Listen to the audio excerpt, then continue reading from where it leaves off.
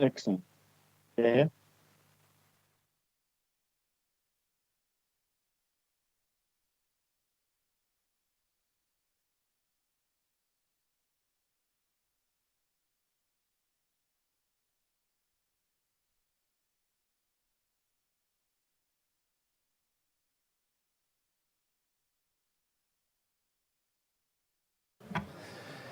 Buenas tardes a todos.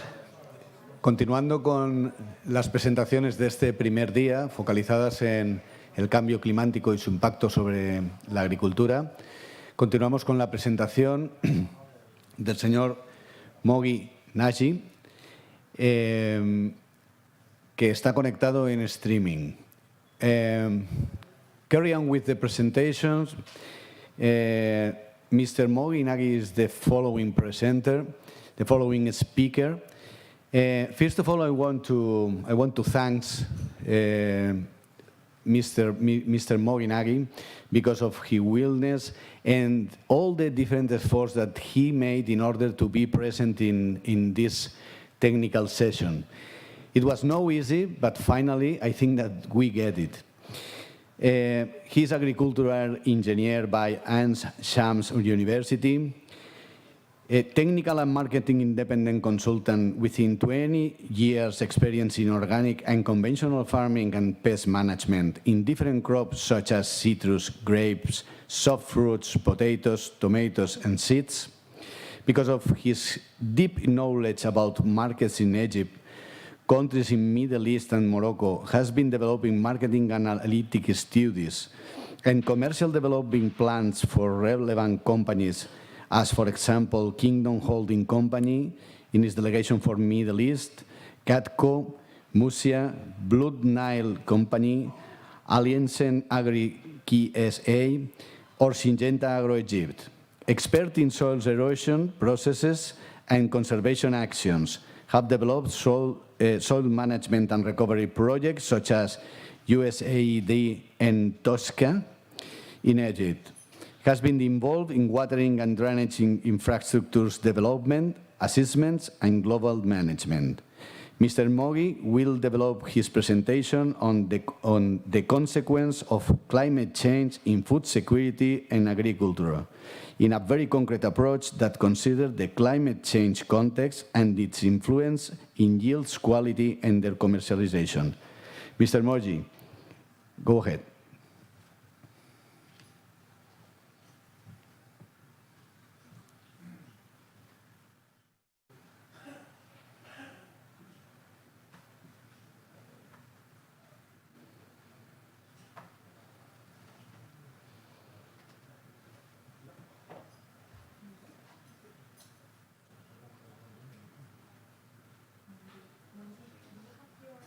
Yep.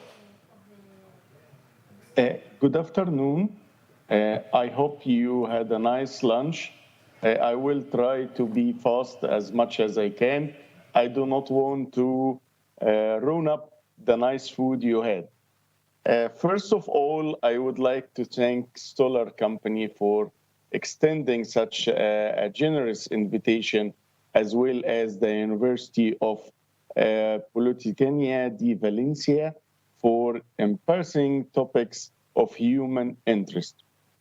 Distinguished audience, it's my honor to share with you today a small step towards a great goal.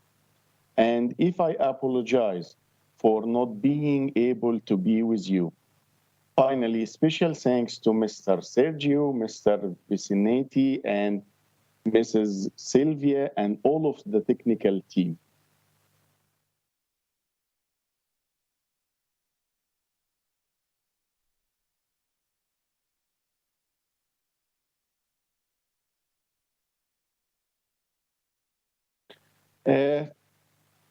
Today, I'm going to go quickly through the consequences of climate change and food security and agriculture.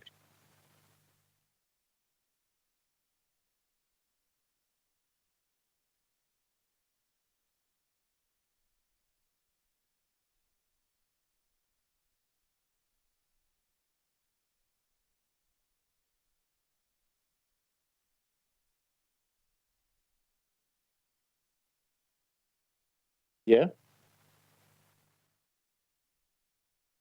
Yes. Yes, please.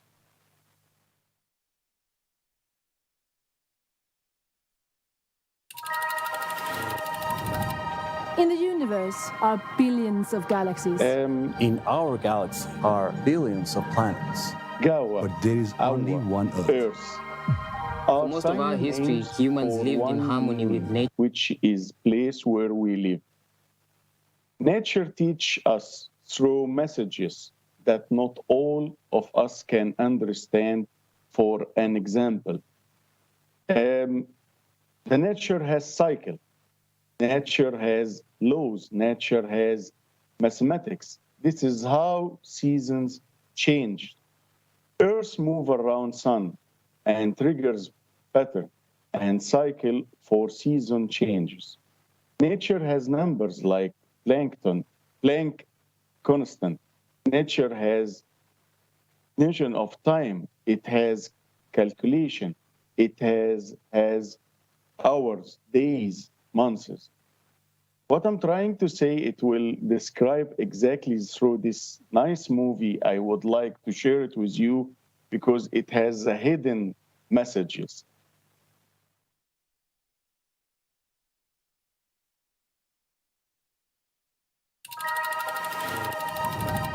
In the universe are billions of galaxies. In our galaxy are billions of planets. But there is only one Earth. For most of our history, humans lived in harmony with nature. But we have shattered that balance, Exploiting our planet for products and wealth. Creating a climate catastrophe, driving species to extinction. and polluting our land, seas, and air. The web of life is fraying. If it fails, we as a species will fail too. The science is clear, and time is running out. We must go from harming our planet to healing it. We must protect what we have and bring back what we lost to advance to a more sustainable future where everyone can thrive.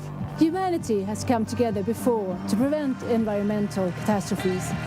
We have helped repair the ozone layer.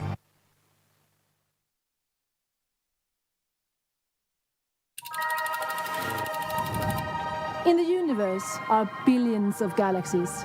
In our galaxy are billions of planets. But there is only one Earth. For most of our history, humans lived in harmony with nature. But we have shattered that balance, Exploiting our planet for products and wealth. Creating a climate catastrophe, driving species to extinction. and polluting our land, seas, and air. The web of life is fraying. If it fails, we as a species will fail too. The science is clear, and time is running out. We must go from harming our planet to healing it. We must protect what we have and bring back what we lost to advance to a more sustainable future where everyone can thrive. Humanity has come together before to prevent environmental catastrophes. We have helped repair the ozone layer. We've restored millions of hectares of land and marine ecosystems, protecting thousands of species. And we've banned dangerous pollutants. Saving countless lives. Let those victories be the torches that ignite more action and illuminate the path to a world in which we are once again at peace with nature. In the universe are billions of galaxies. In our galaxy are billions of planets. But there is only one Earth. Solo un planeta Tierra. 只有一个地球。 केवल एउटै पृथ्वी. Bara en jord. Dunia ni moja tu.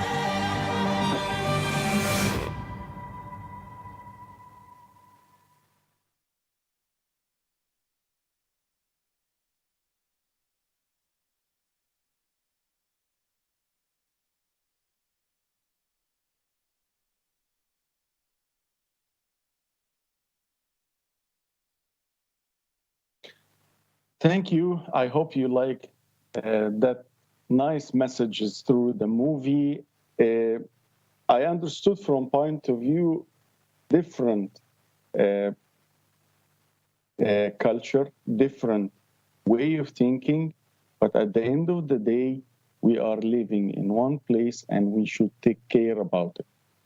In fact, there are many governmental and non-governmental organizations that have become alert and call to warn of the consequences. The FAO revealed that climate change threatens our ability to achieve global food security, eradicate poverty, and achieve sustainable development. Greenhouse gas emissions from human activity are a major driver of these changes.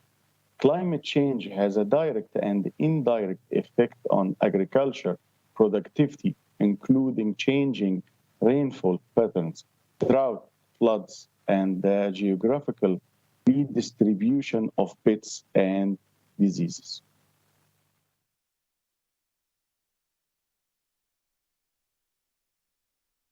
To understand what is going on around us, the story starts from human activities. As you can see on your right, in your left hand, the table. Some activities are putting a lot of global greenhouse gas emission. For an example, energy uses. It gives 73.2. Agriculture, forestry, and land use, 18.4%. Land processing, 5.2%. Waste, 3.2%.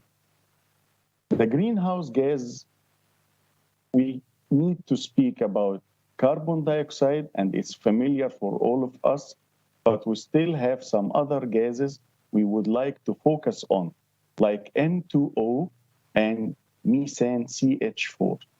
Both of those gases are really threatening our life on the earth. The global warming. 2011 up to 2020 was the warmest decade recorded, with the global average temperature reaching 1.2 degrees Celsius above pre-industrial level. Average sea level is expected to rise between 0.5 and 1.5 meters before the end of the century. Between 2014 and 2017, the bleaching of the northern Great Barrier Reef, combined with the impacts of cyclones, killed around 50% of its corals. Climate change, 416 parts per million, the concentration of carbon dioxide in our atmosphere as of July 2021 is the highest it has been in human history. Ocean heat, acidification was recorded high. The upper 2,000 meter depths of the ocean continue to warm in 2021, and it's expecting that it will continue to warm in the future.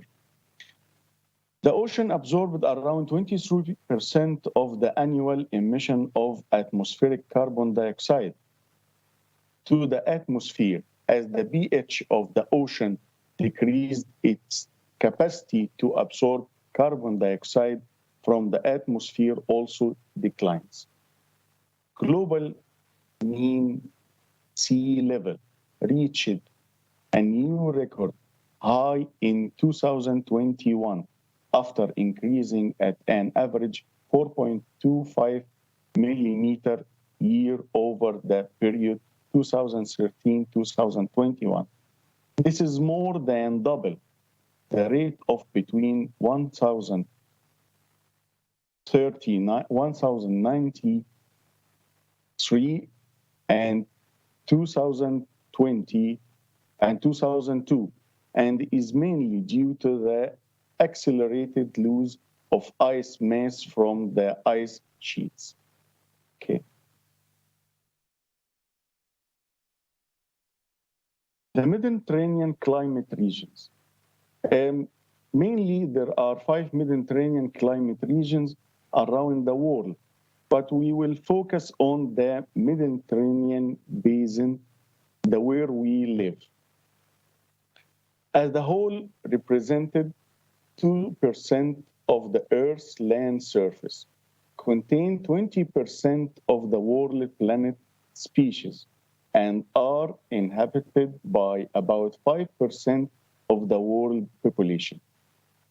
The most relevant and distinct being cereals, pulses, and pastures in rain-fed areas, orchards, and vineyards that are mostly under irrigated condition and in intensive productive system.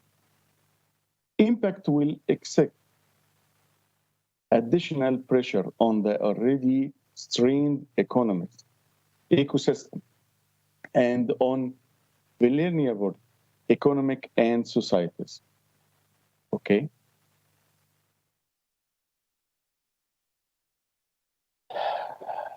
On the patterns on our left hand, I'm trying to give a clear idea how is 1.5 degrees Celsius warm world can affect our life.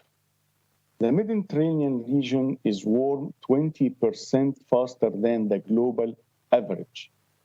The coastal zone face heightened distant risk, including flooding, erosion, and salinization of river deltas and aquifers that sustain food security and livelihoods. By 2050, water demand is projected to double or even triple. 2 degrees Celsius global warming will reduce precipitation by 10 up to 15%. An increase of 2 degrees Celsius up 4 degrees Celsius would reduce precipitation by up to 30% in Southern Europe.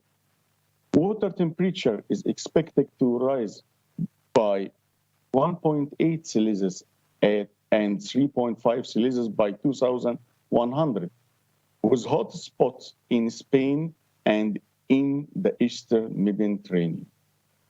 Okay. The impact of climate change on agriculture. I would like to focus on 4 phenomena. It will really have direct relationship on agriculture, such as temperature rising, drought and heat stress, weeds and pests are increases, carbon dioxide rising versus nutritional value. The temperature rising becoming more severe due to the warm ocean water temperature. Drought and heat stress. The direct impact in the agriculture sector is crop failure and pasture losses. Indirect impacts is reducing supplies to downstream industrial food processor and reduce demand for inputs, fertilizers and farm labor. Weeds and pests are increases. Many weeds, pests and fungi thrive under warm temperature, wetter climate, and increased carbon dioxide level. Human health is threatened by increased pesticides used due to increased pest pressure. Finally, through rising carbon dioxide can stimulate plant growth. It also reduces the nutritional value of most food crops due to reducing the concentration of protein and essential mineral in most plant species. Okay. Impact of the temperature rising on agriculture in MENA region. As we can see, how the plant physiological or fatal process decreased and increased by rising temperature. We will go through growth rate and how the temperature rising affected enzyme activities, respiration, and finally, photosynthesis. In a quick example, in Egypt, they teach us, we have a nice weather, it's time to go to beach on summer, but nowadays, nothing from that is happening. 3 days ago, we have air temperature at 12 o'clock, it was 45 degrees. Today at night, we are expecting it's going to be 38. So the gap between the day temperature and the night temperature is becoming high and high. As a human being, we can facilitate that gap by opening air condition, have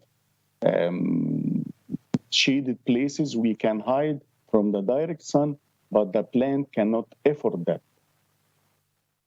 So the high temperature affected a number of physiological and metabolic processes in influencing plant development, growth, and productivity, such as enzyme denaturation as temperature increases, thermal stability of cell membrane, heat shock proteins, finally, phosphotinases and high temperature stress, crop growth development.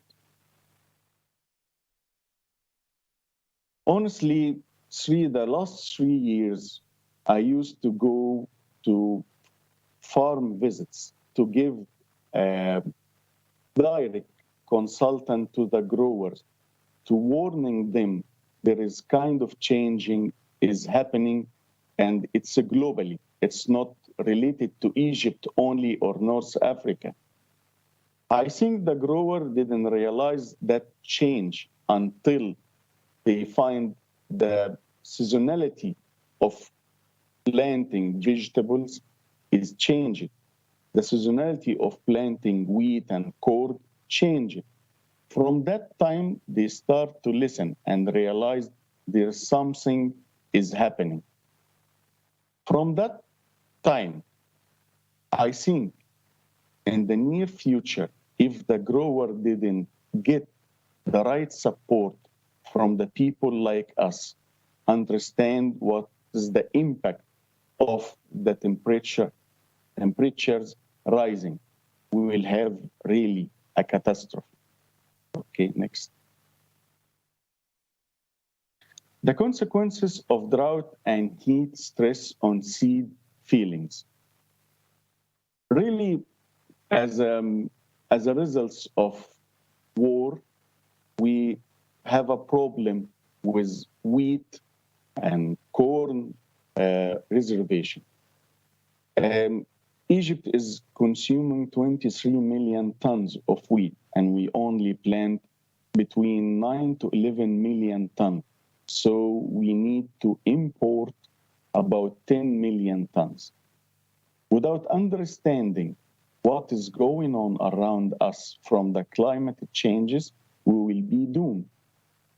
I think the agriculture ministry start to realize the problem, and they are working hard to find a way or another to solve it, but to explain to the growers what is going on, we need to simplify what is the impact. The morphological effect, we will speak about the plant height, leaf area, number of branches, root growth, total flowers, total buds, leaf chlorosis and census, stomata density, physiological effect. We will talk about relative water content. We will talk about stomatal constraints, chlorophyll content, photosynthesis efficacy, leaf temperature, biochemical effects, we'll speak about ROS, liquid porooxidation. And finally, we will speak about the stress proteins, HSPS. The grower has that concept. When the temperature is getting high, give it more water as much as you can. He didn't realize you are killing your plant by applying more water. You are not helping your plant. To prove that idea to the grower, it will take time to convince him, because every time you're trying to change his way of thinking, I think it will be quite difficult. You need to show him how, by applying more water during heat stress, you are not helping your plant. Sometimes, especially the citrus grower, during the heat waves, he applying plenty of waters. And the leaves color turned yellow and the flowers start dropping down. And simply, he's saying, no, it's because the temperature, I think that's not right. He applied more water. He choked the roots, because the roots need water as well, air and oxygen, actually. To convince him with this, it will take some time. Okay.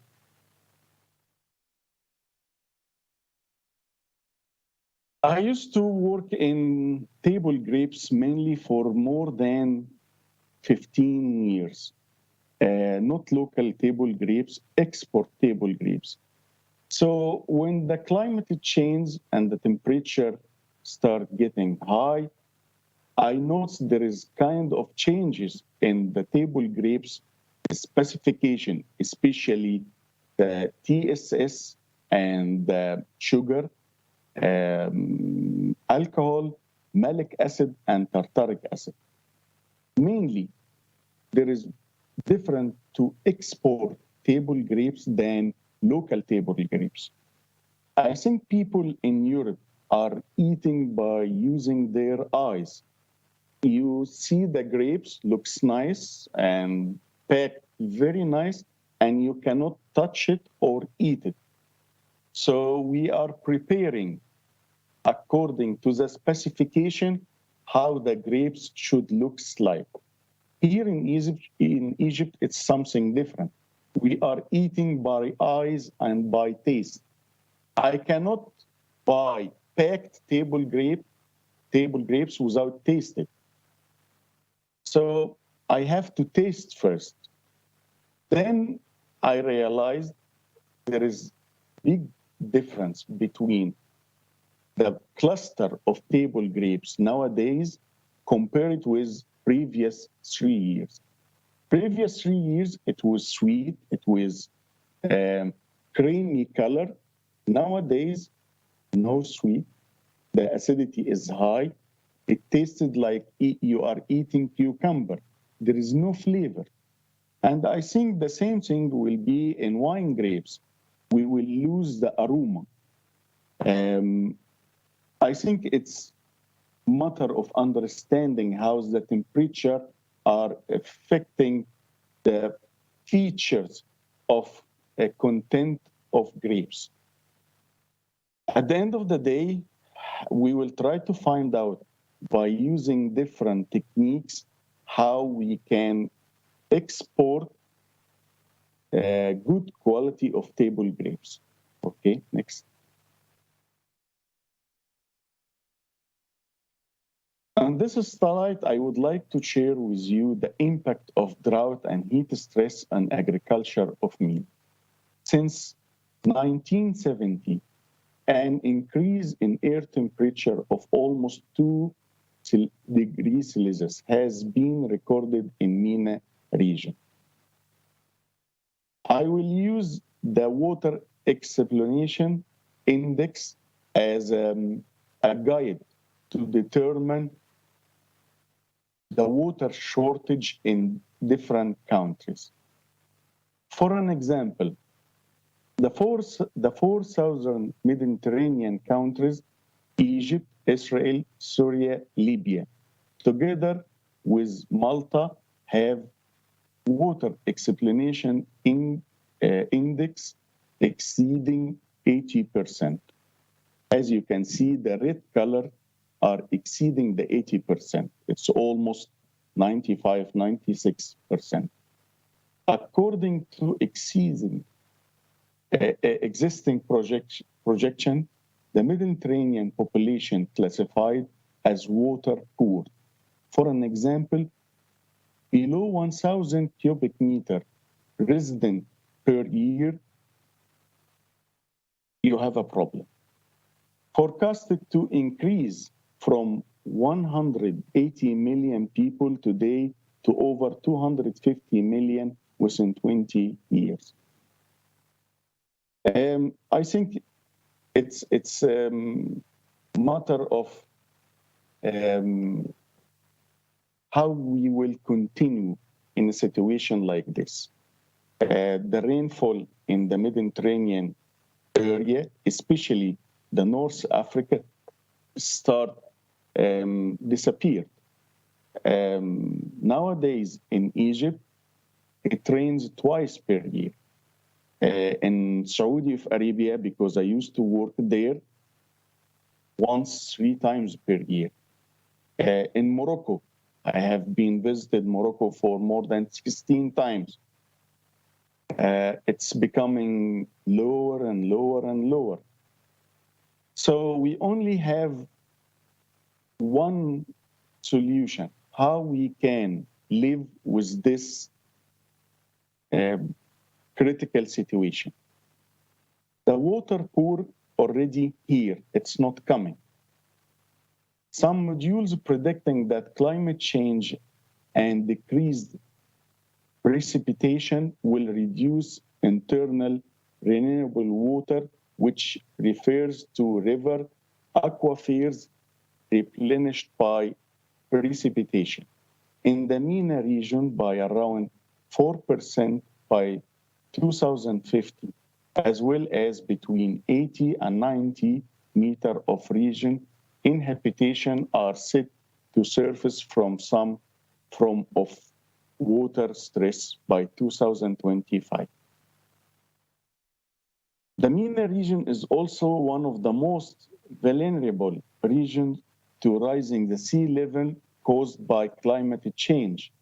And I think the president of UN mentioned of one of his speeches, Alexandria is not going to be here, I think, in the next 20 to 25 years, if the Mediterranean sea level start getting high and high. And I think some ancient places in Italy will disappear as well. At the end of the day, it's very risky to play with the nature. We are talking about what is the future will end with that crisis. What is the future for our children? I think if we didn't realize in the proper way how we handle this, we will be doomed. Okay, next.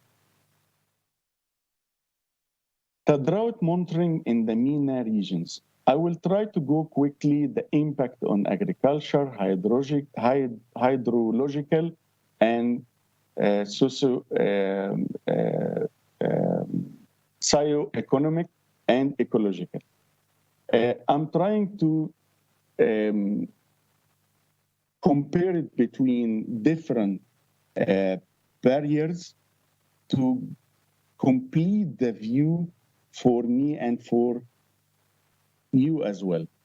In agriculture, there is things will increase and others will reduce.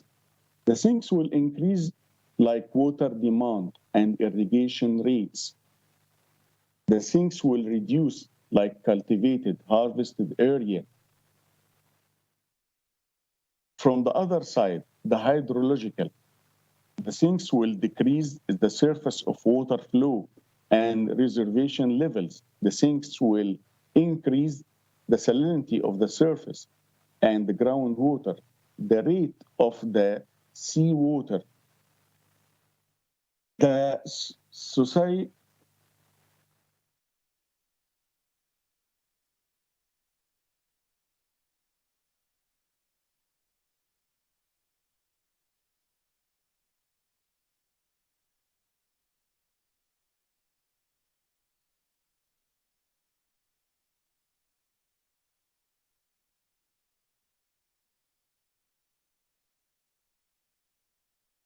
Can you hear me well now?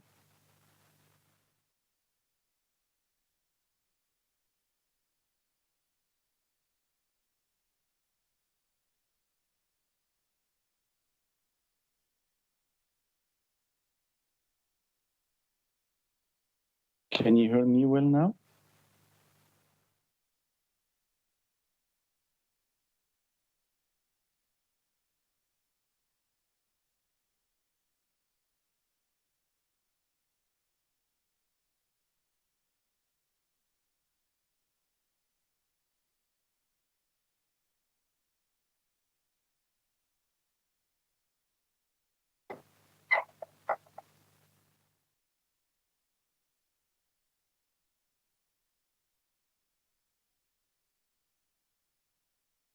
Yes. Yep.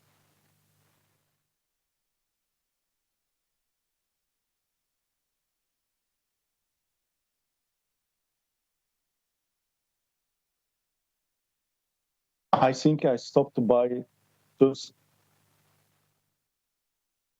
I think I stopped by socioeconomic.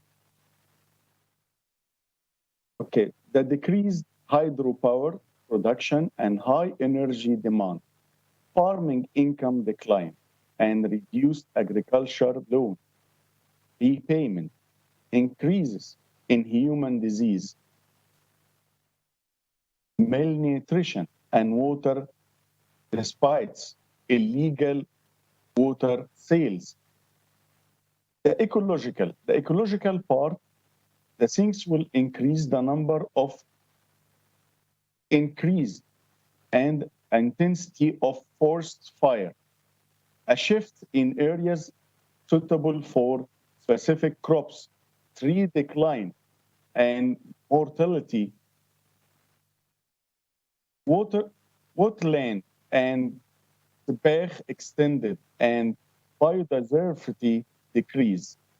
Soil degradation will increase as well. Next, please.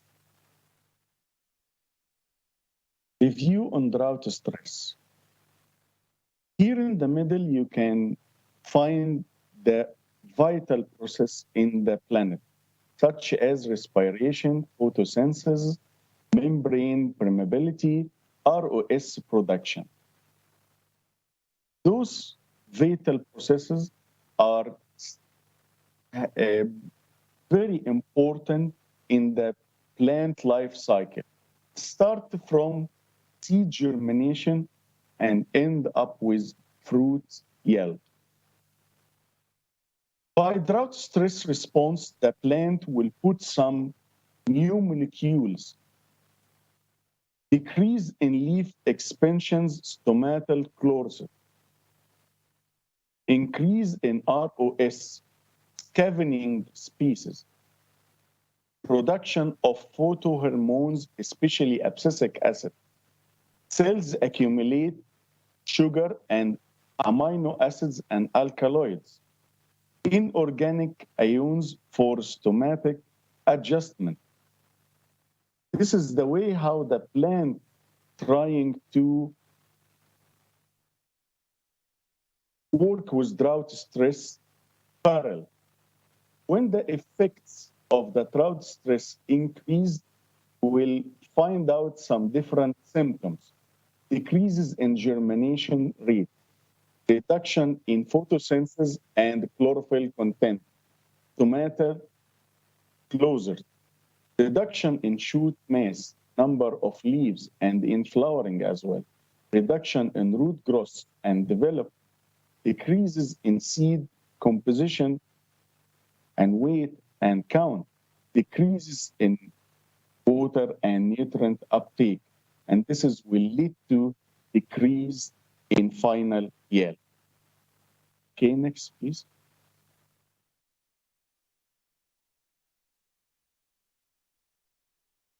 Frankly speaking, rising the 2O content, it's really an interesting thing. I was reading about it, and I found out some nice information I would like to share it with you.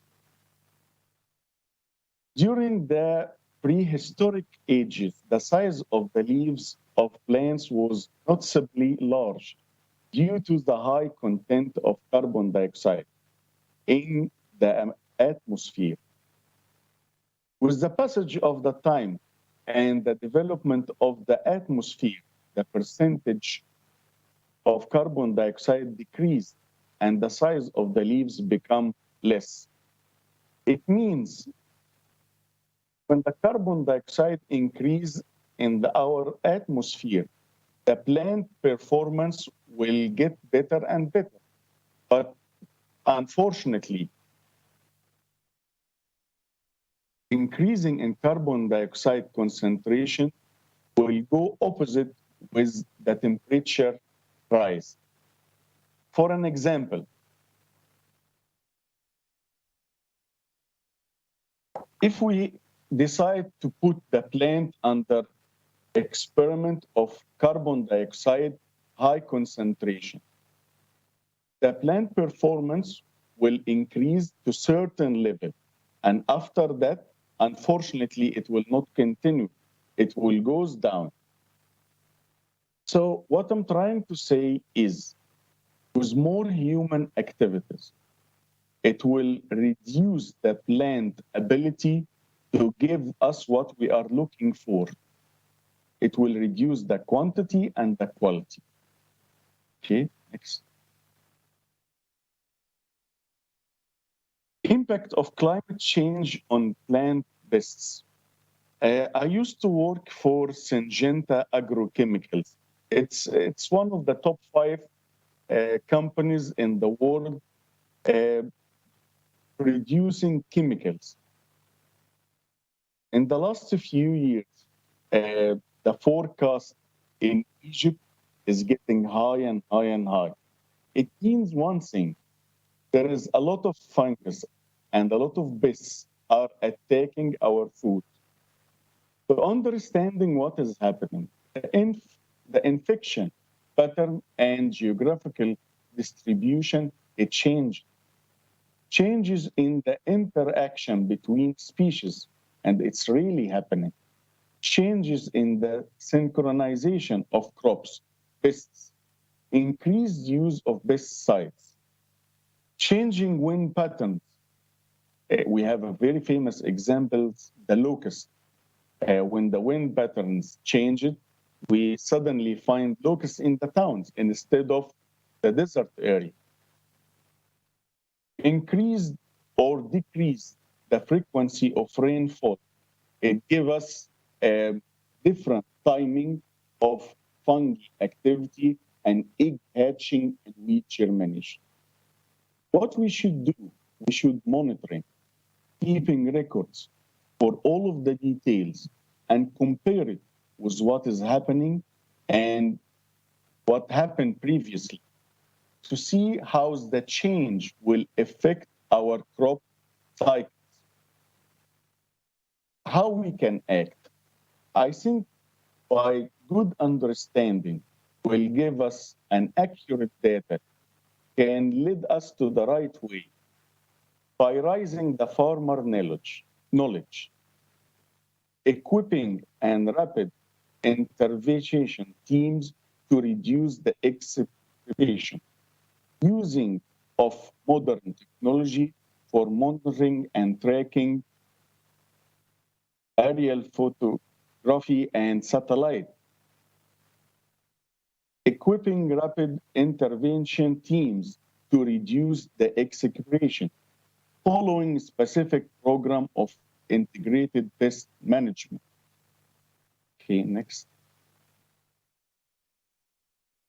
The crop affected best size species and projection of change.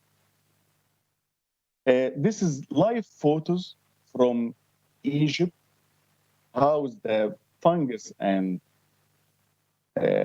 insects are attacking our crops, actually our food, in very intensive way. The first photo, it shows the symptoms of Xylella bacteria, which infected the olive trees and grapes as well. I think since more than 10 years, it was not there. But nowadays, when we figure out there is a kind of infection, we couldn't understand how it was not there and suddenly start attacking the olive tree, we realized there is something wrong, something changed. And we find out it's the Xylella bacteria. The tuta absoluta. This is tiny insect. It doesn't stop eat tomato, and when the tomato finish, it jump to another crop, such as cucumber, eggplant, squash, and when it finish from them, it jump to another crop. It doesn't stop. We tried to spray it with systemic insecticide, with contact, with insect growth regulator. It have plenty of generation per year. We actually in a deep need for IPM to stop the leaf miner tuta absolute. The two-spotted spider mites. We are surrounded by desert in North Africa. So between day and night, suddenly it gets dark. We have storm, sandy storm for 4 or 5 hours, maybe 6 hours. And after that, the two-spotted miters will not stop attacking your vineyard or your vegetables. You try to spray it with plenty of miticide. I think the two-spotted spider mites become more resistant to the miticides. We need to think how we can avoid using excessive miticides, because at the end of the day, we eat that food. Wheat leaf rust. As I mentioned earlier, we have a gap of 10 million tons of wheat. The Egyptian government decided to plant 2 million faddans of wheat this year. Due to the global warming, we had quite difficult weather conditions. For an example, the winter start in 1st of October. It's quite a bit late. After a couple of weeks, we had a very cold weather.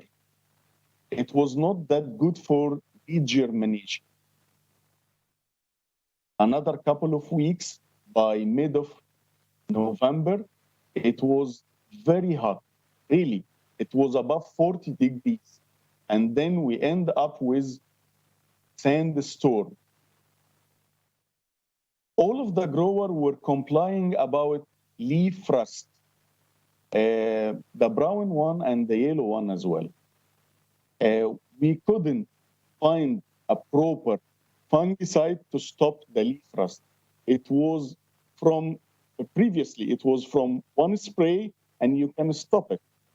Nowadays, no.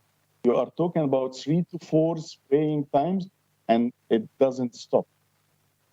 The downy mildew in table grapes especially, with increasing humidity under the plastic because the growers get that lessons.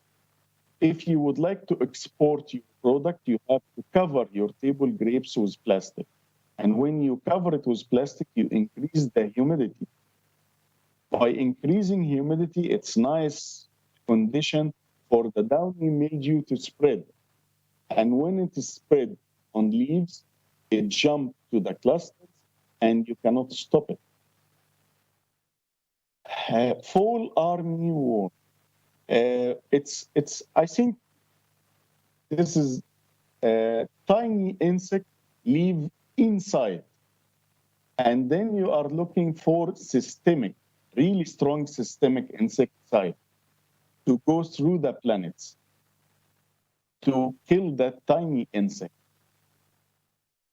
If you didn't monitoring carefully the pre-infection and the infection period, you will be doomed, especially with corn. It can finish your field in less than a week or 10 days. Okay, next, please. It was really confused to present this type of physiological effects on planets due to the climate change. Sometimes there is interaction between the physiological effects and the effects due to climate change. In table grapes, we find this phenomena. The buds is giving us 3 shoots. As you can see here, there is 2 shoots in the first photo. There is 2 shoots. Supposed to be 1 green shoots only coming from the buds. We find out that explanation. It's due to less chilling requirements.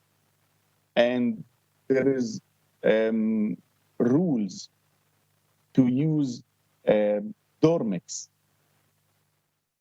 Nowadays, without Dormix and the climatic change, we start find 3 shoots from 1 bud. And the fertility is meaning the cluster, is almost 10%. We are not going to export green shoots or leaves. We are looking for fruits. So the climatic change due to less chilling requirements for decidual leaves will give us just green shoots. The second case, over-thinning and uneven berries in table grapes. The thinning happened because the competition between the berries and the vegetative growth, the leaves, and the temperature. When the temperature in the day more than 25, 26, and at night goes down to 18, maybe 12 degrees, you have a problem. You have less competition. So you start to have small, tiny berries and big ones, and it doesn't drop.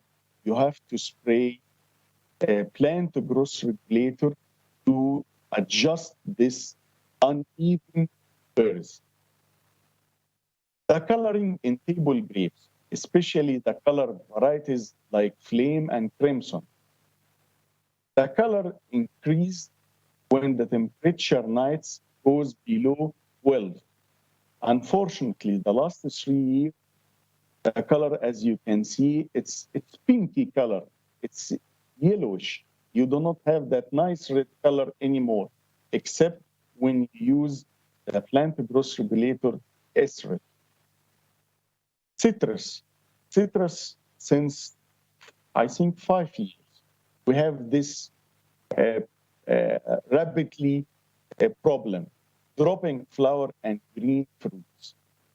All of the growers are giving us phone calls in the midnight. We have a disaster. We do not have any flowers anymore. Even the green fruits dropped down. The heat waves and the stress from the high temperature and windy storms are killing the flowers and dropping the green fruits down. Okay, next, please. Finally, to define what is the food security is, we will speak about the availability and the access, utilization, and stability. So, the definition it's defined as situation that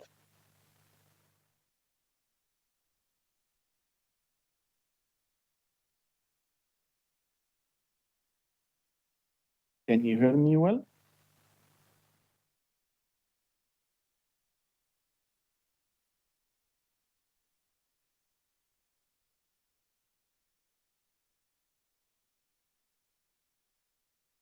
Can you hear me well?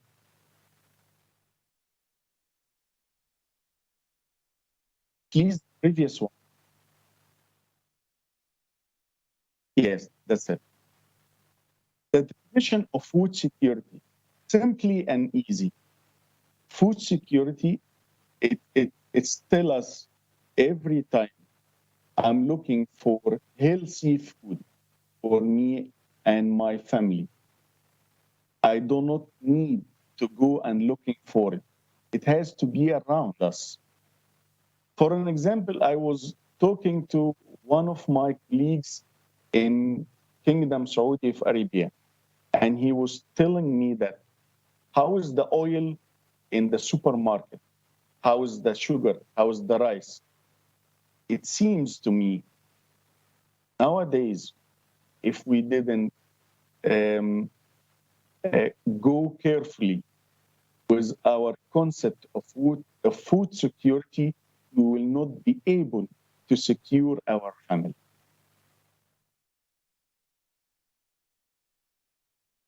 The dimension of food security, we can speak about the availability, the accessibility, and utilization, and stability, and finally, the long-term time. Factors affecting food security. Definitely, the climate change will affect in food security. Low capital income, high and stable gross performance in agriculture, access to market, political instability, natural resources. All of these factors will affecting our food security. Food insecurity will occur when there are no problems at any one level in the food production, consumption pathway. Insecurity about future food availability and access, insufficiency in the amount and kind of food required for healthy lifestyle. Future challenges.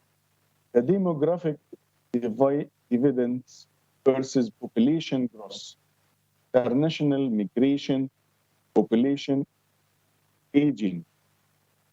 Okay, next, please. Finally, and I'm really sorry I exceed my time, and I think I already ruined your lunch. I will go quickly how we can use our knowledge to minimize the affecting of climatic change on the planet. By well-known how is the plant growth regulators and other molecules perform in the planet, we can release the plant stress due to climate change by using biostimulants like cytokinin, like auxin, like gibberellic acid. For an example, for table grapes, if we would like to increase the root growth, definitely we will inject auxin in the soil. If we would like to push the flowering in table grapes, we will spray cytokinin. For better sizing, we will apply Jib acid. For good quality, we will use polyamines, we will use proline. Definitely, there is a new demand for new type of products. They call it anti-stress product. The anti-stress product contained from plant growth regulator. All of the growers nowadays are asking the agronomist how we can use it. Unfortunately, there is no enough awareness about using the right amount of plant growth regulator at the right time.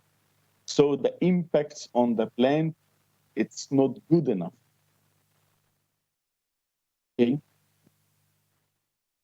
I think that was the end. I'm really sorry for taking much time and really appreciated your patience.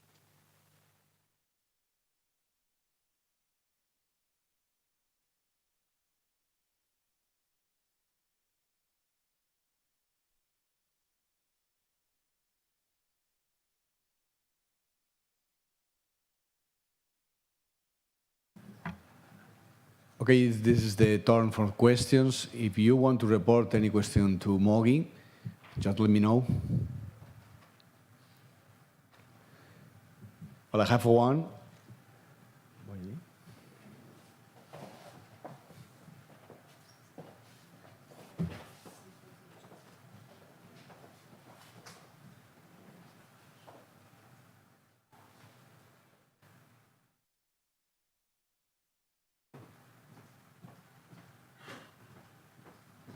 Good evening, Mongi.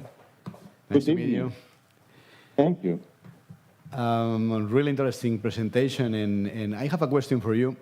Considering the context, the climate change impact in the countries and in the north of Africa, I wonder how we could mitigate the effects of the salinity in fresh water and soils, just in order to ensure the right of the maximum plant performance in crops.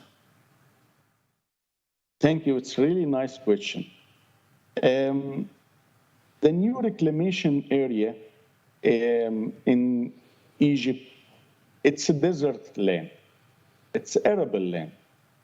We are talking about over 800 EC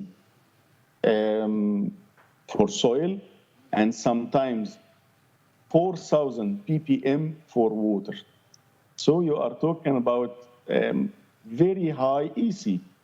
No planet can afford good quantity or good quality in this salinity condition, except olive and date palms.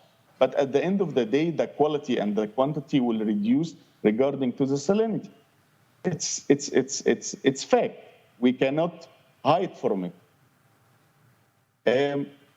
By increasing plant immunity, by applying the anti-stress product, it will help the plant.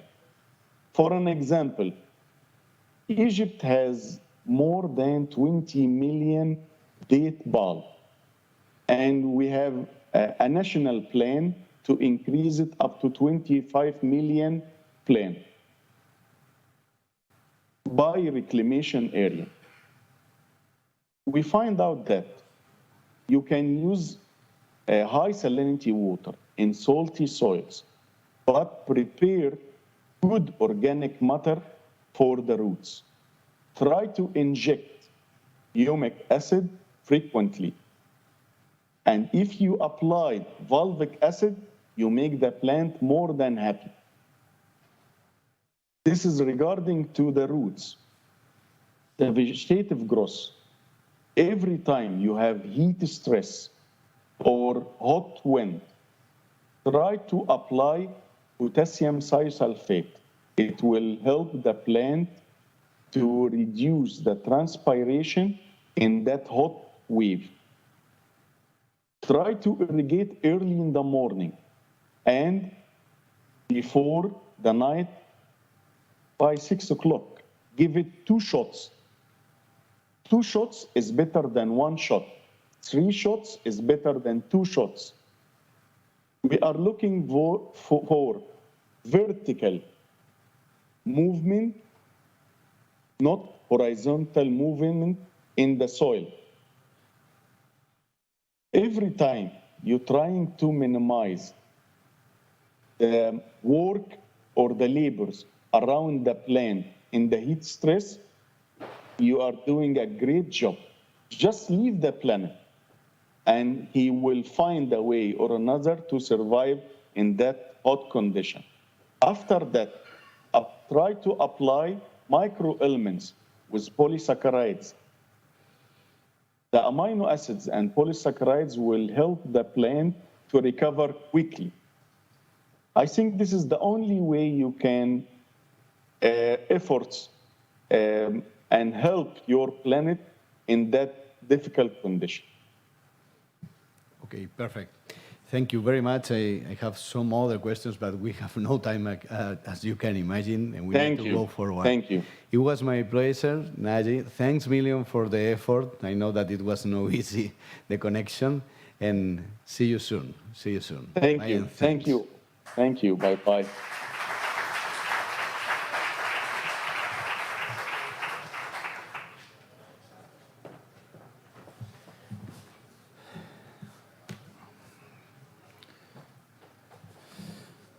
Well, we are going to move forward to the last presentation this evening. It is going to be developed by Dr. Felicidad de Herralde Traviera. She is PhD in biology by the University of Barcelona, currently working as a full-time as a researcher in the fruit production program of IRTA, the Institute of Agri-Food Research and Technology. From the very beginning, her research career has been focused on the study of the physiological responses of Mediterranean species to environmental stress, especially to the water one. Her current research focuses on the study of the vulnerability of the Mediterranean vineyard to the climate change, emphasizing on water cycle from plant and its effect in the oenological processes.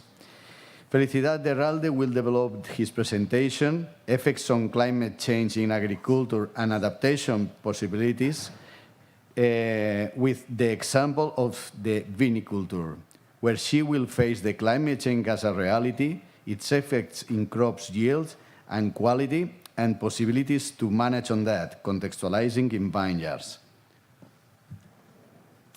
Thank you, Vicente. Good afternoon, everybody. I hope it would be entertaining enough to keep the audience alive. And being the last speaker of today, that's quite a challenge. So, can you hear me well? Yes? Thank you. So, as you can see, today, all the speakers have talked about grapes and viticulture. And that's a fact I want to highlight because the viticultural sector is one of the most aware among the different crops and in the world, the most aware of climate change from many, many years now. So there are many examples, many studies, many projections, and many proposed solutions. And today I will try to focus in different things, explaining different examples at regional and local level, and I hope that interests to you. So here we don't like to speak about climate change or global change anymore, but about climate reality and emergency, because that's not a thing of the future, it's a thing of the present. We are immersed in this climate change, in the new reality, and it's an emergency, and it doesn't seem that we are doing efforts as a global society to put an end to it. So these are general graphics on climate change, but the scenarios of the IPCC were the optimistic, that we were starting to reducing emissions and put an end to the climate change by the end of the century. Then there were two moderate scenarios and one of business as usual, that we were not doing anything. When we started to work with these scenarios some years ago, we opted to compare 4.5, considering it as the moderate and this as the pessimistic, but now we consider this the optimistic one. We don't think that by the end of the century we are going to be here. We are going to be much more probably here. That's quite catastrophic and pessimistic, but since we are here and things are still rising, what we consider it's going to happen. And when we think in how it's affecting to the temperature, that's the global mean temperature change, and it's going to increase 1 or 2 or 3 or 4 or 5 degrees. But that's the mean temperature of the planet. In some places, it's going to be much worse than that, and in some places, as you could see today, we are already here. Okay, so that's our reality and emergency, and we are trying to do it. What we know, we have certain that we have the increased CO2 concentration, rising temperatures, the decrease in precipitation. It's not so stable and so high probable, but it's going to decrease. And those rising temperatures and decreasing precipitation are leading to an increased evaporative demand. And I think that worries us quite a lot are the increase in the probability of having extreme weather events. So, and what's more worrying is the uncertainties. Not to know when and where there will be those extreme events. We cannot predict yet with enough security when we are going to have a frost, a heat wave, and that's very bad for producers, for growers, because it's a constant pressure on that. And here in the Mediterranean region, we need to add that to the variability that we always have in the Mediterranean climate. So all these aspects and much more are compiling this first Mediterranean assessment report of the MEDEC group that was published in 2020, and it's available online for anybody that wants to have a look on that. And there are specific chapters on agriculture that are a really good insight on what could happen, and it's much commented today here.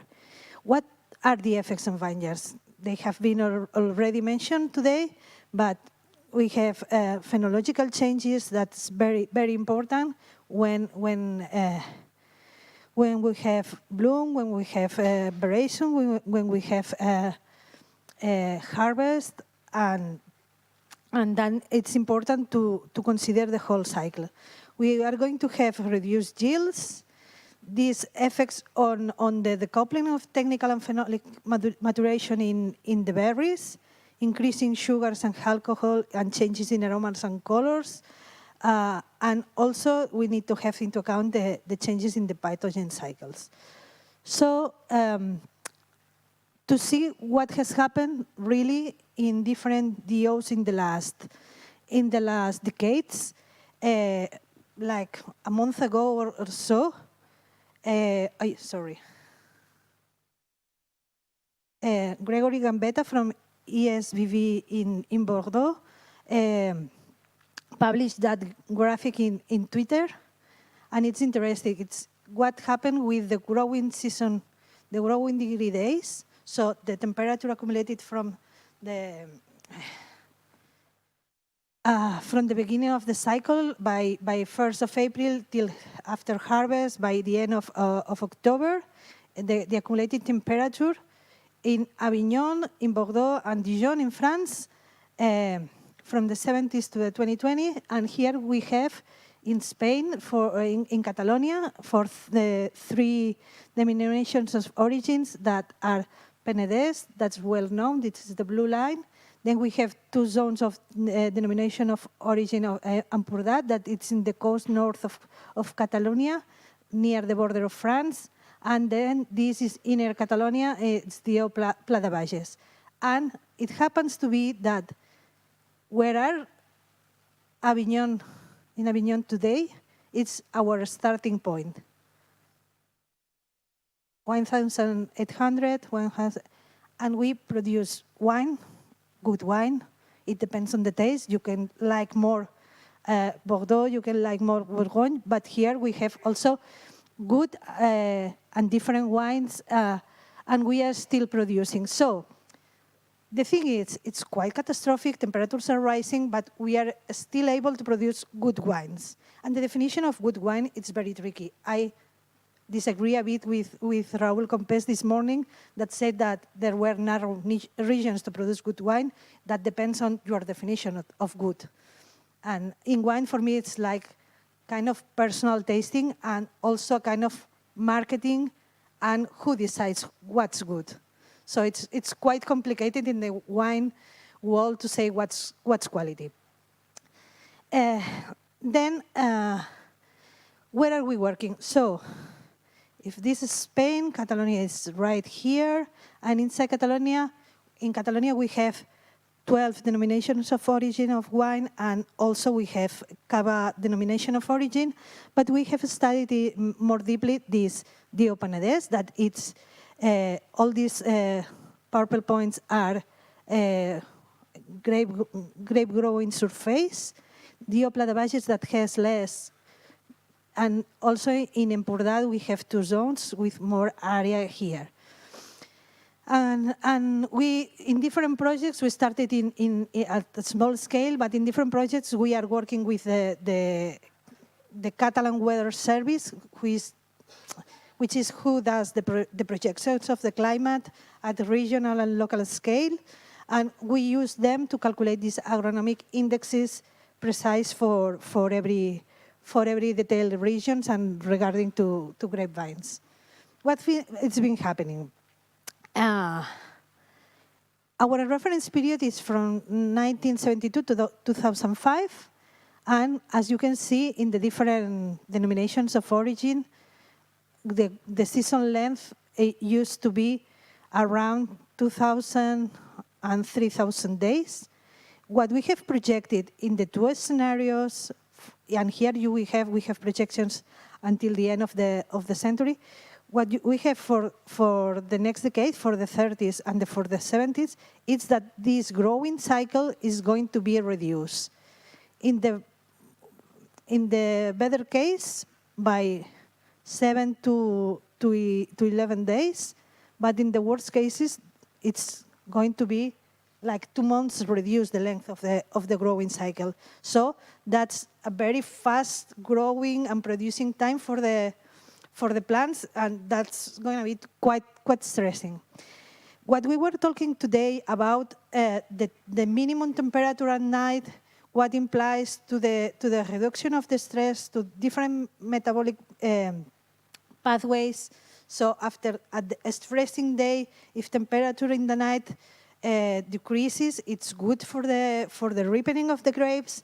But in this case, we are here in the coast in Catalonia, especially in Penedès and in Empordà, not so much in the inner side.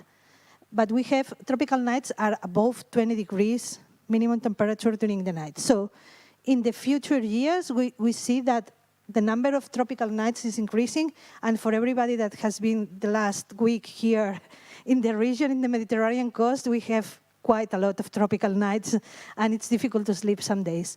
So that's going to increase, and that's affecting the ripening. And what happens with the thermal daily amplitude? We were hoping that that was reducing since temperatures were increasing, but it's not that much since the daily increases and the nightly decreases, so that this temperature is not, it's getting quite stable along the time. And that's the temperature during the day, the minimum temperature during the day, and during the night. And it's going to be increasing by the end of the century. And in some cases, there is much different between the two scenarios, but in other cases, there's not that much.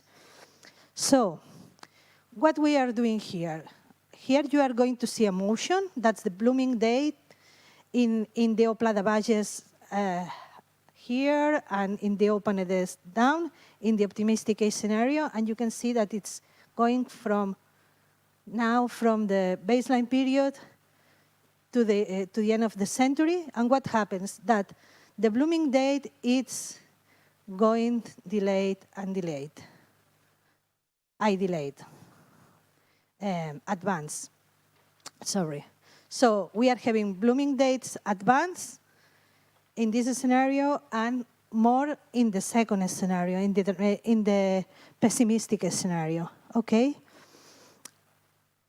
And you can see that we will have blooming dates even by the end of March.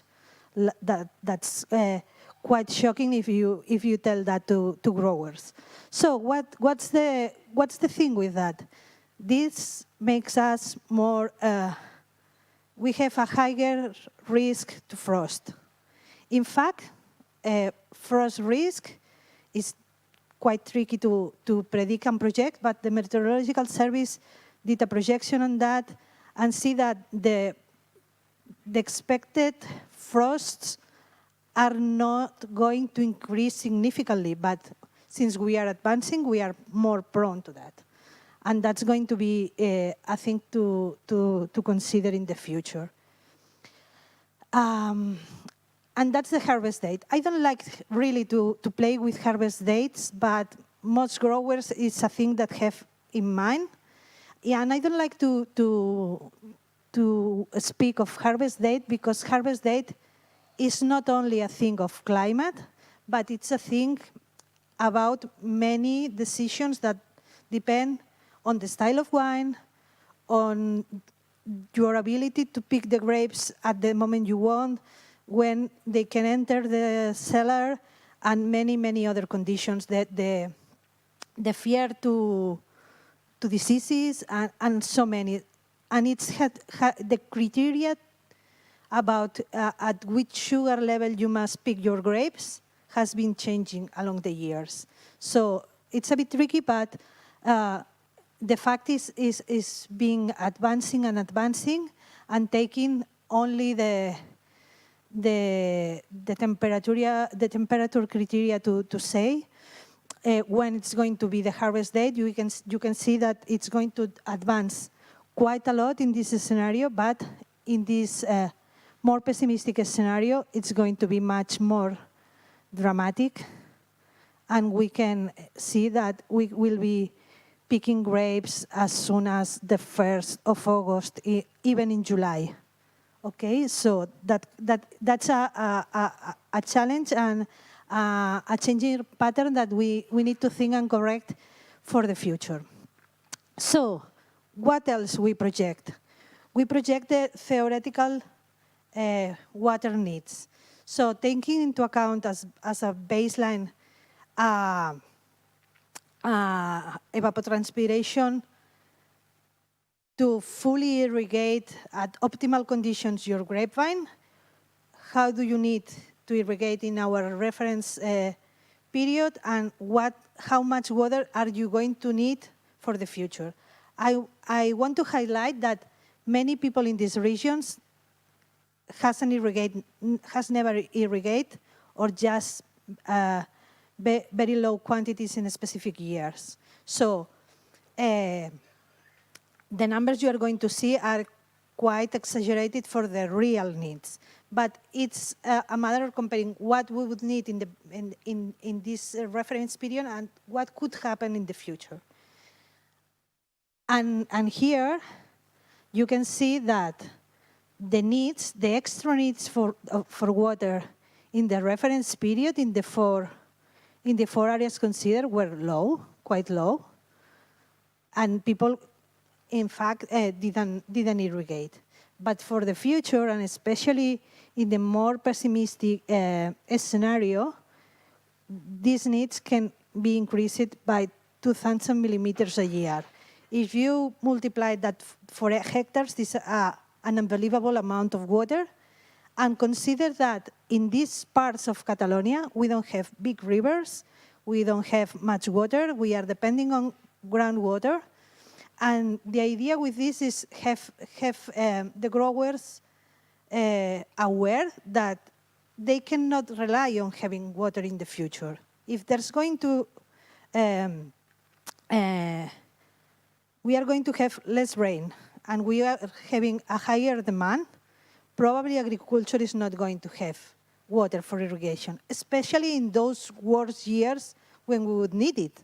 So we need to think alternative solutions to irrigation, managing the dry farming and changing things, not depending on a water that it's not now and maybe not be later. Then, ideas on the effects of grape that many of these ideas have been explained today, but what we can see is this increase in sugars, in potential alcohol, and a diminution in acidity, and that goes against the quality. And again, depending on the markets, wines have now the trend to be less alcoholic.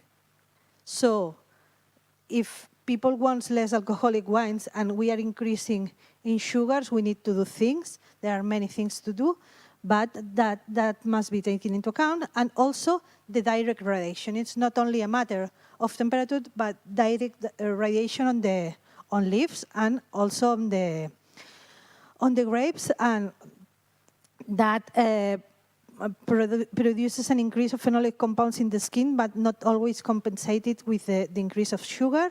And up to a point, it's not bad, but past this point, they are decreasing quality. What have now, again, this increase in the evaporative demand reduces the yield, reduces the vigor of and performance of the vegetation. It produces smaller berries that it's good for quality up to a point. And this difference between the technical and phenolic maturity. And I think that it's very worrying now are the heat waves. Heat waves happen more frequently, and they have effects on growth, they have direct effects on the hydration of berries and raisins, and produces concentration in sugars and variations of aromas. Those effects of heat waves are very well described during the last phase of ripening, before harvest. But for example, these pictures are from the last week effects. And this year we have, here in Catalonia, we have had a heat wave by the end of the,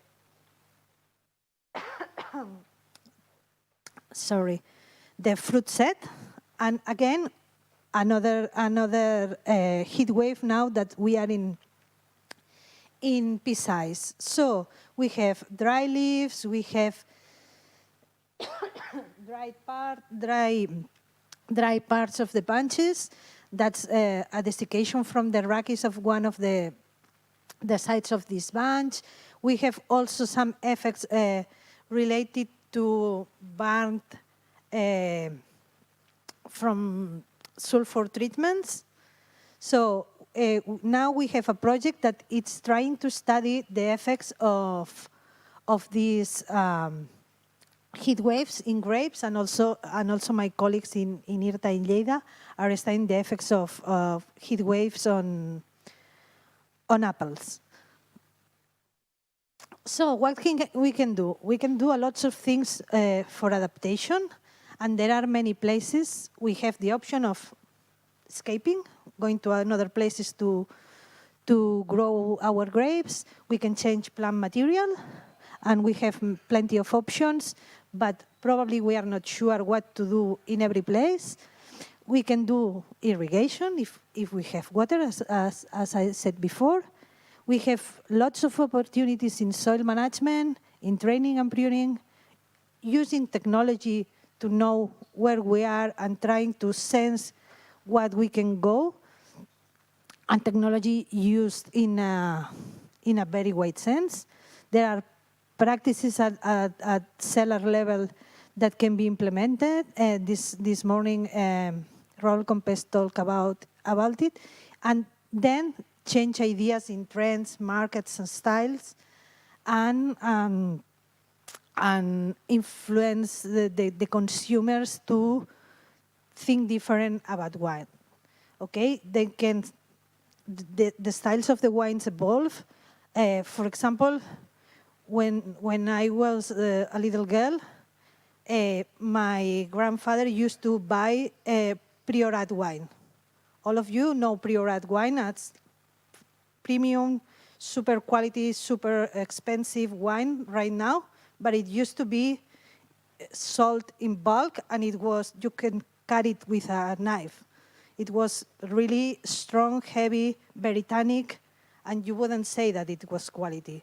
So things, styles, and places can perform better if they want. Keep that idea in mind, because there are many things that can be done, but every place have a different challenge. Again, migration. Can we move? That was a study made in a past project, and we were comparing two vineyards of Merlot planting in Penedès, that's central Catalonia, near to the coast, and Costers del Segre, that's more up to the north, 200 kilometers inward, much continental climate, and at a higher altitude. And what happened to this? If you can compare all those years, it were 14 years of the sugars at harvest time, they were not that much different. What happened? It happens that in Penedès, the conditions were much more stable and the yield was much more stable. But in this mountain location, the yields were much more unstable because of frost, because of wind, because of much uncertain climate. And it's a higher risk to produce. That without counting on legal barriers to grow grapes out of place. We have these plantation rights for wine growing, so you cannot plant your vineyard where you want, when you want. So you need to have these planting rights. If you want to be in a denomination of origin, you want to stay in the right places. You cannot produce your wine where you want.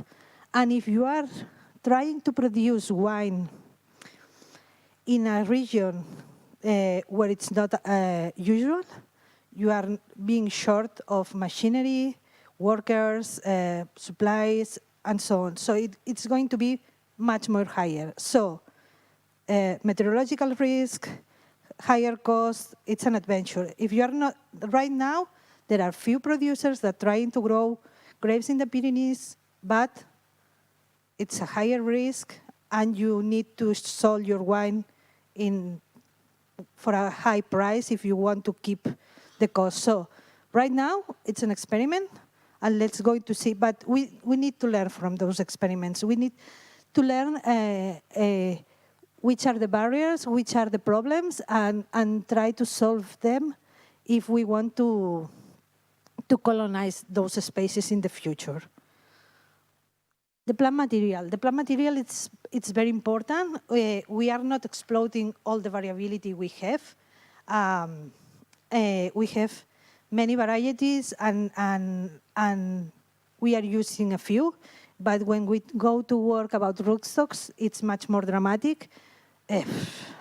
Here I don't have the figures, but I would dare to say that 95% of the surface in Spain is planted just with one rootstock, the Richter 110. And if it's not 90%, it would be more or less that.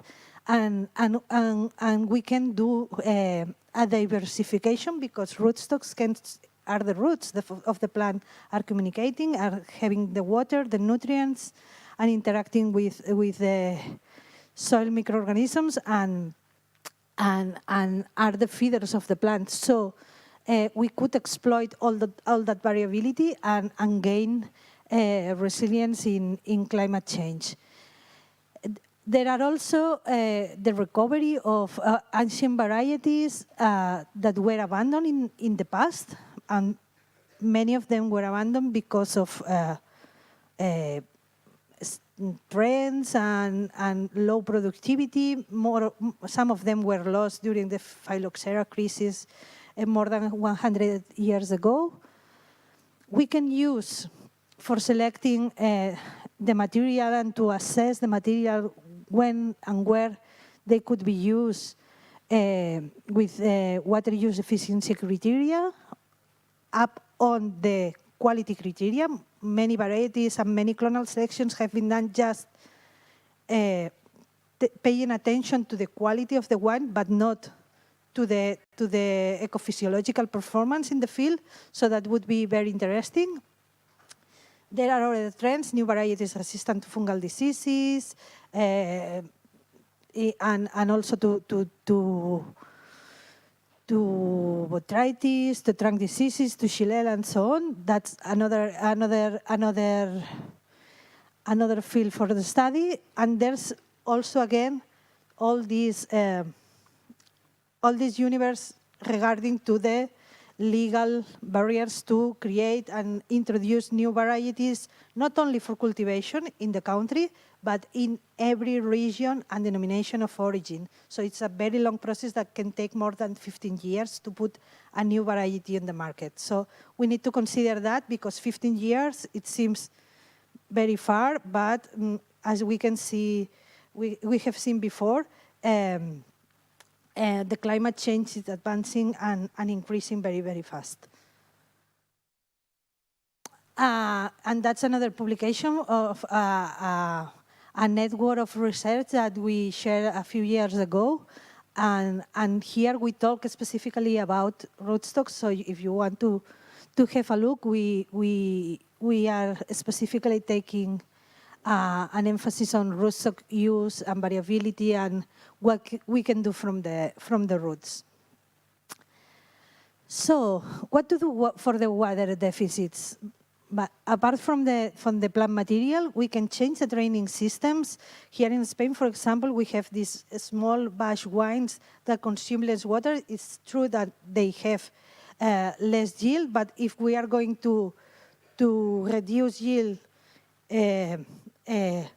for sure, then we can reconsider to go back to these different draining systems, less canopy, less transpirating surface, and to ensure the yield every year,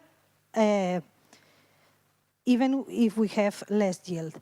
And then think again in plant density. If we cannot irrigate, we cannot do super intensive plantations, think about row orientation in every place, and think in soil management.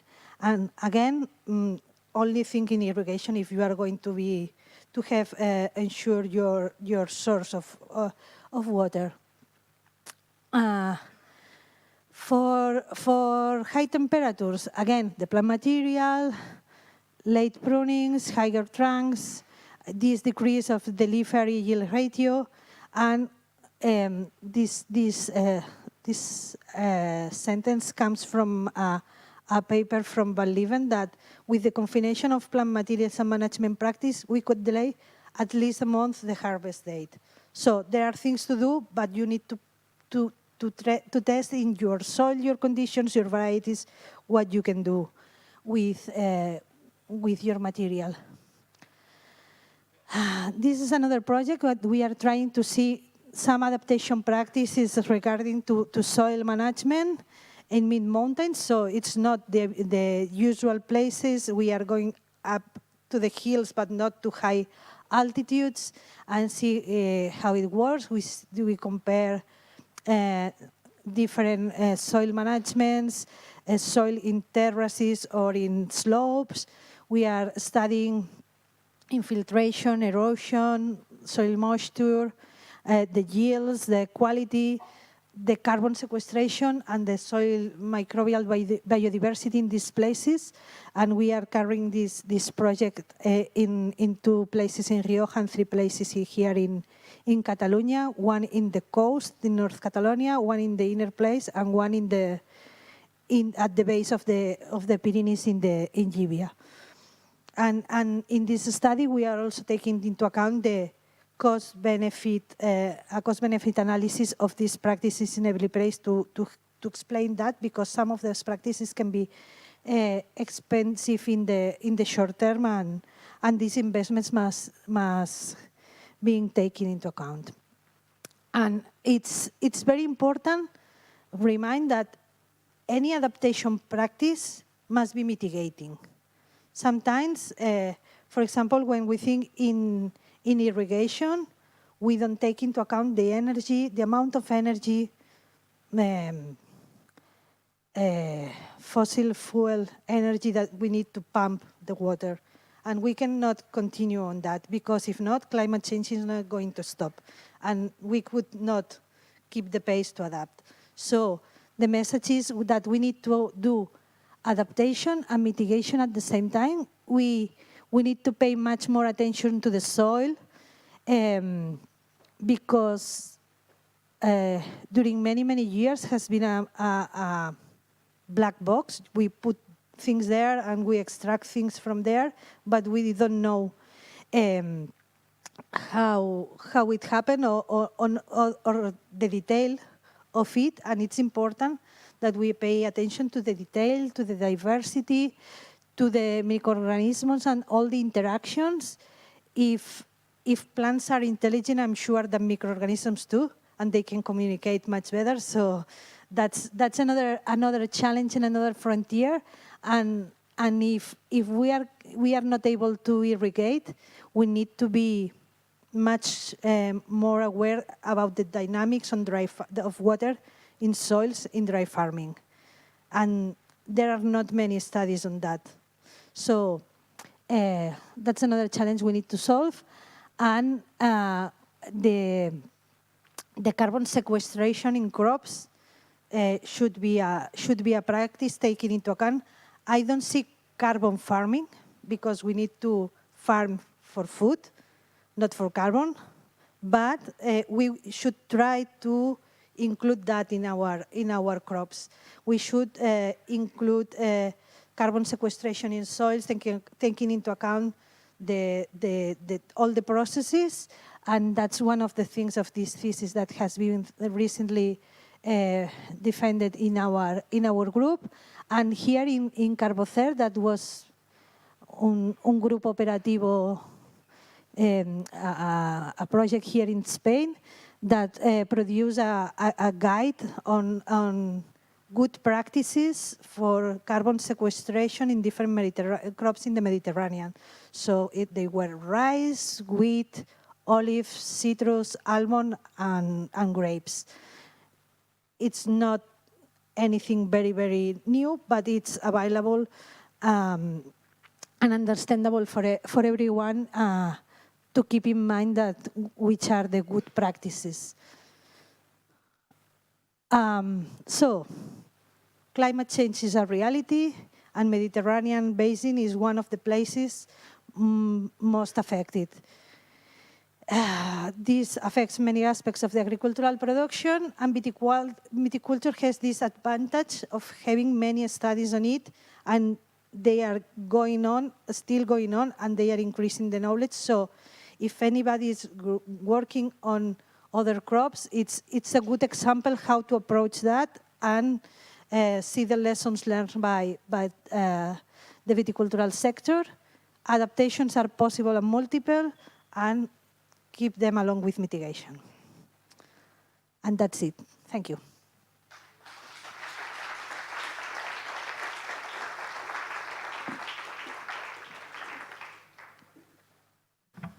Time for questions. Any question for the attenders? Okay, Ron.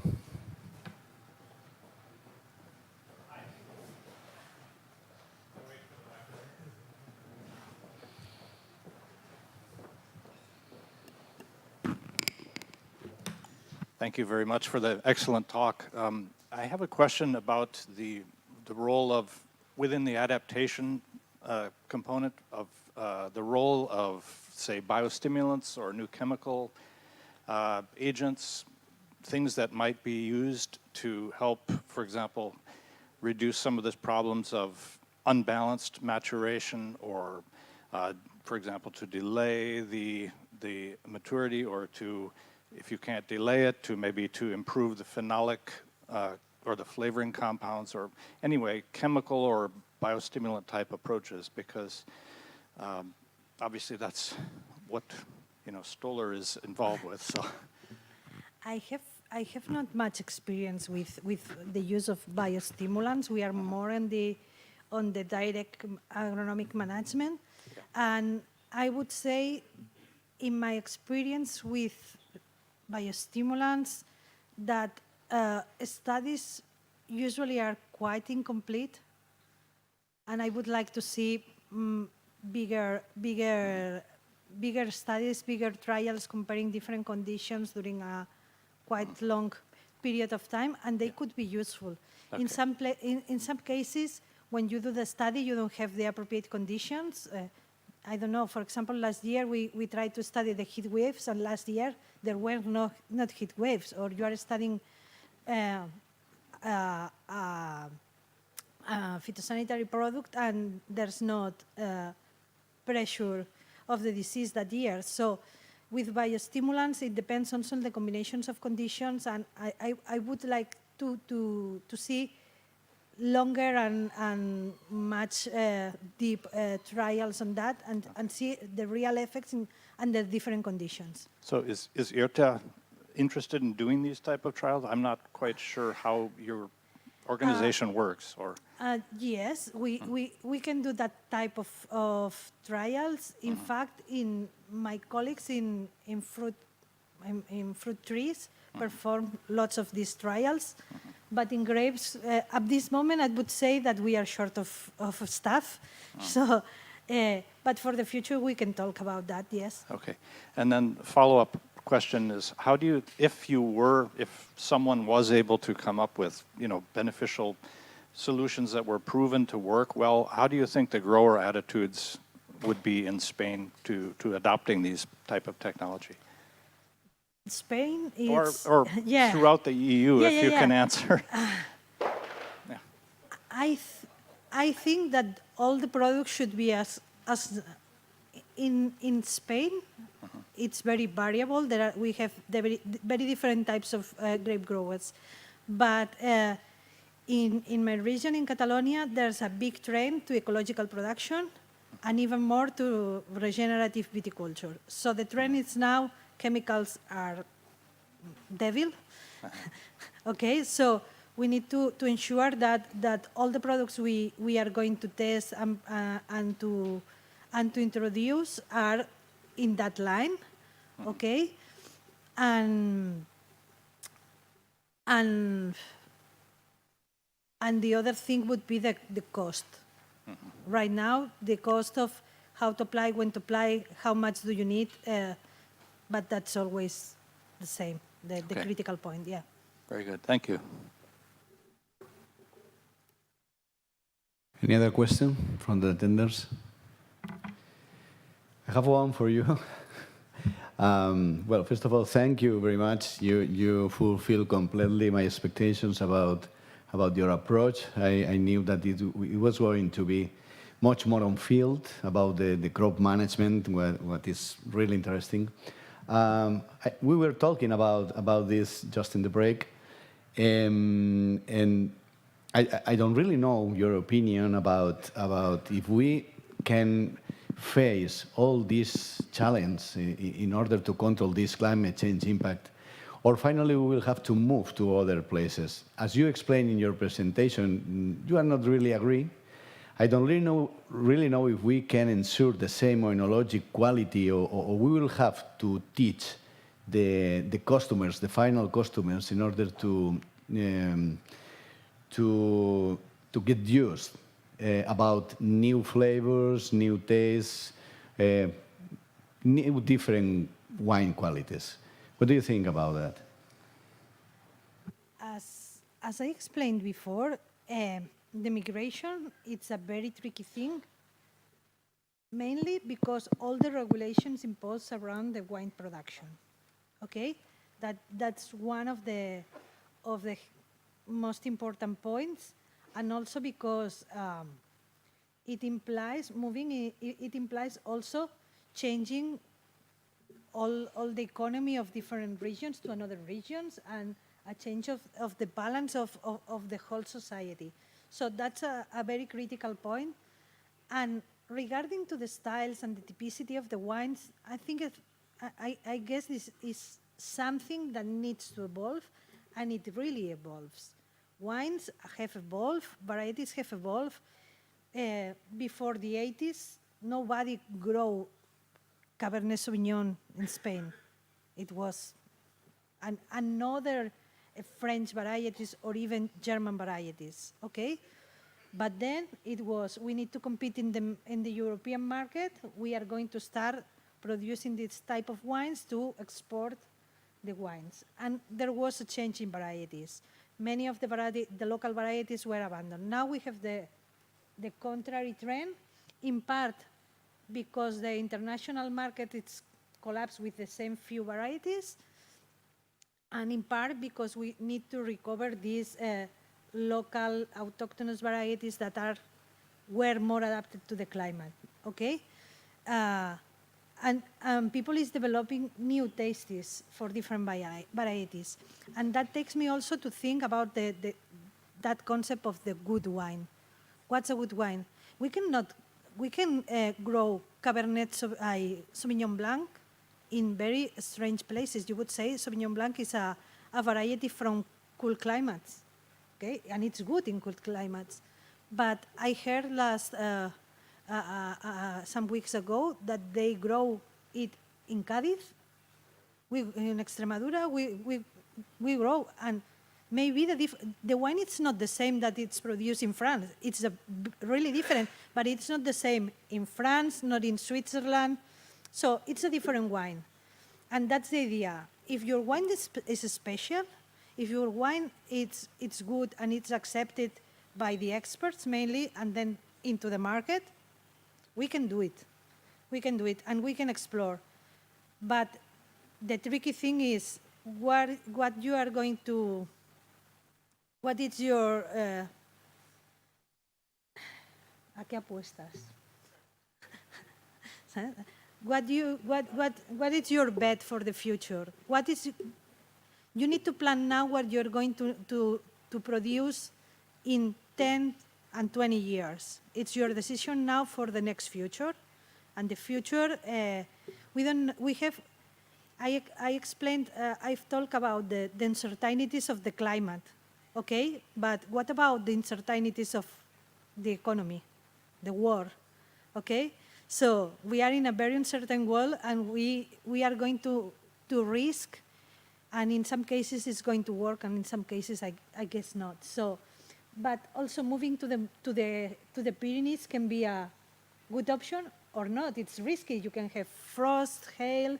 You can have landslides, different things that can affect your production. So, if we can produce Sauvignon Blanc in Cádiz and Extremadura, we can go growing grapes and making wine. and celebrating life with wine. Okay, thank you very much. Well,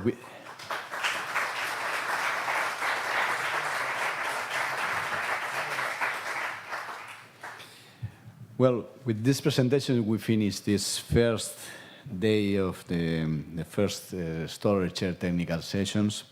Tomorrow morning, we will start at 11 o'clock, and we will trade the nutrient use efficiency and water use efficiency with the same structure. 2 presentations in the morning, just before the break for lunch, and 2 more after the lunch. I hope you have enjoyed about the presentations, and see you tomorrow. Try to rest. Bye.